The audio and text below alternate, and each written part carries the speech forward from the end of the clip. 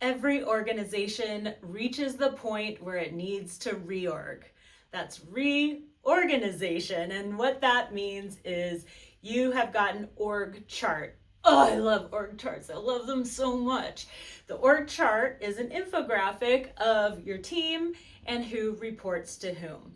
So you might even be a one-person organization to start if you're a founder or a very small business owner, and maybe you hire someone. Now you've got 2 people on your org chart.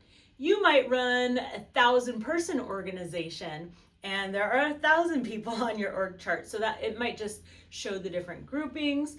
But when you realize that your organization could be more efficient or needs to respond to new demands, a new mission, a major project, or when your budget changes, whether it goes up or down, it's often time to reorg. And what that means is those pieces are moving around on the game board of your org chart, and it's really important for you to be clear on what will best serve the organization's needs, not what will make people the least mad at you. So leaders of all organization sizes that I have worked with on clarifying their org chart or reorganizing the way that that org chart looks, they always make this critical mistake. They focus on the people in the roles rather than the roles.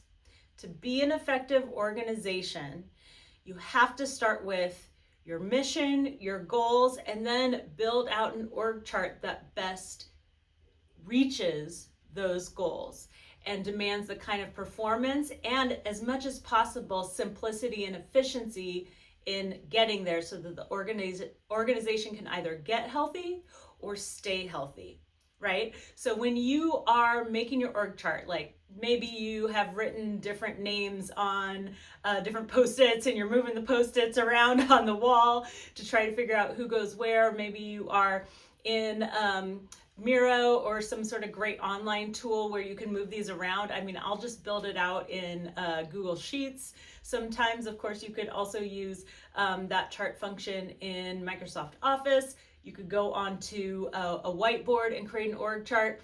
But what people are doing is saying, oh, Katie goes here, Jamal goes there, versus looking at the role and what is needed. So it's very important that you take the names away and you put the roles in those squares to move around, because then you will see with clarity, oh, this really only needs a manager, not a director, or this department needs a director and it only has a manager, and yet we've organized it around the personality and that person's strengths and weaknesses rather than what's best for the organization. I'm not saying those are always 2 different things, but maybe you'll see, oh wow, this person's actually more talented and more suited to this over here, and we're so stuck on them being the department over here that we totally miss this opportunity to put them in a better seat. Again, you have to go with the roles and the ranks before the individual names and the individual people. So let's talk about ranks for a second.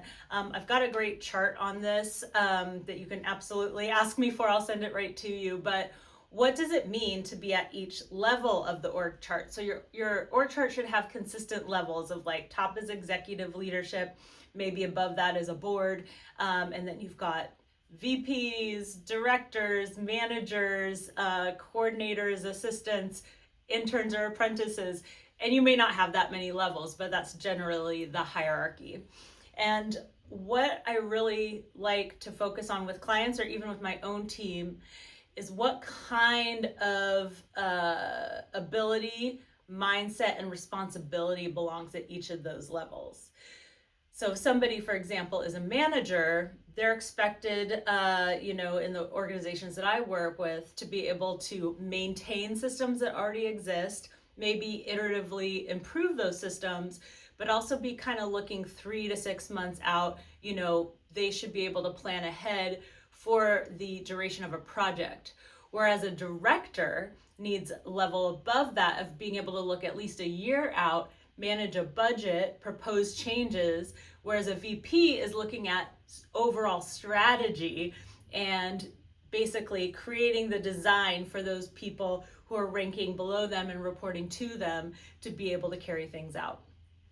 Some other mistakes that I've seen with clients is having a really bloated manager system. And it might just be because you're in an older organization, you felt like, oh, we have to promote people, we have to advance people, or there weren't people to advance from managers. So a lot of people just hung out there for a really long time. You have to be brave enough to move people around. I know if you have people in unions, it's not always that easy to do that. But again, start from the basis of what is best for the organization, not just the individual people, right? If someone now doesn't fit in to the structure you've created at all, then you've got a problem to solve. Do they belong at your organization at all? Is there a role that they could be trained into? You know, is there something else you need to create because they really are such valuable talent that you don't need a specific role from them right now, but you might in the future? That's almost never going to happen, right? Because somebody who's really good talent can be trained into a role, and maybe another role comes up in a year that is needed and they can move to there. But they, if they're really talented, have established a standard for that role so somebody else could move into it and they could train them into it.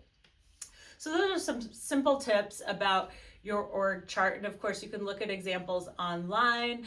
I believe in Pregame On Demand, our learning platform, there are some examples for you too, and some guidance on building an org chart. But I just love an org chart.